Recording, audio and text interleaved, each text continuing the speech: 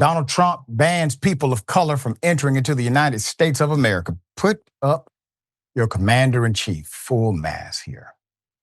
Here we go again. He had a racist policy. Trump 1, Trump 2, more racist policy. Trump has banned citizens of 12 countries from entering the United States. We have the details surrounding the ban that goes into effect. The Trump administration signed a proclamation suspending travel to the U.S. for citizens from 12 countries. Included in those 12 countries are Afghanistan, Congo, Haiti, Iran, Somalia, Sudan, Yemen, Chad, etc.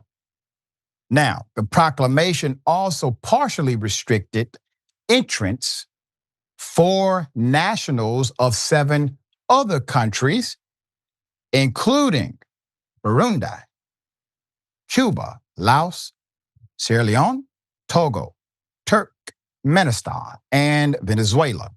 So Trump tied the new ban to Sunday's terror attack in Boulder, Colorado, saying it underscored, the dangers posed by some visitors who overstay visas.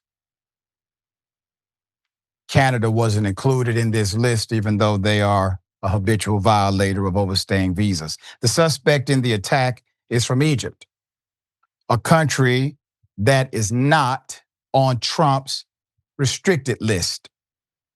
The Department of Homeland Security says he overstayed a tourist visa.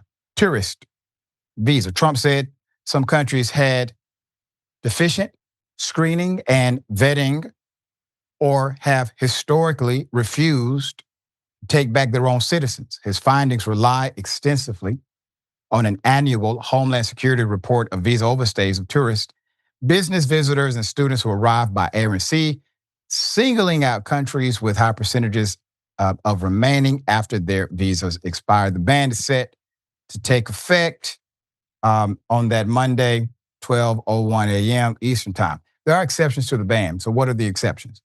Certain travelers are exempt. They are exempt from the rule. It states including U.S. permanent residents, athletes traveling to attend major sporting events, and immediate family members with, quote, clear and convincing evidence of identity and family relationship, citing DNA as an example. So naturally, lawmakers took to social media to voice the opposition to the ban. Senator Ed Markey, Democrat, Massachusetts, posted on X, quote, make no mistake, Trump's latest travel ban will not make America safer. We cannot continue to allow the Trump administration to write bigotry and hatred into U.S.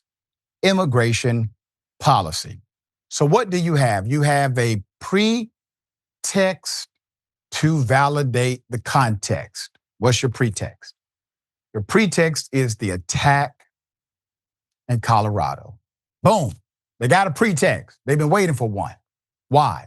Because now they're going to use the pretext, even though it doesn't technically fit. People generally in MAGA don't pay attention any damn way. So they'll utilize this false pretext in order to create the context to do what they're doing today, which is already part of the plan. Okay, they're just waiting for the opportunity to get buy-in. Now, it sounds familiar, right? If you remember, the policy mirrors a very similar travel ban announced 2017, 1 week into Trump's first term, which banned travel from 7 Muslim majority countries. The policy was largely criticized, was ultimately upheld by the Supreme Court in 2018. That ban was later ended by President Joe Biden in 2021. We're talking about the spirit and character of a nation. The spirit and character of a democracy should not be codified into one human being. That's the reason we have checks and balances. There are many nations where the spirit of that nation is adverse to the character of that man.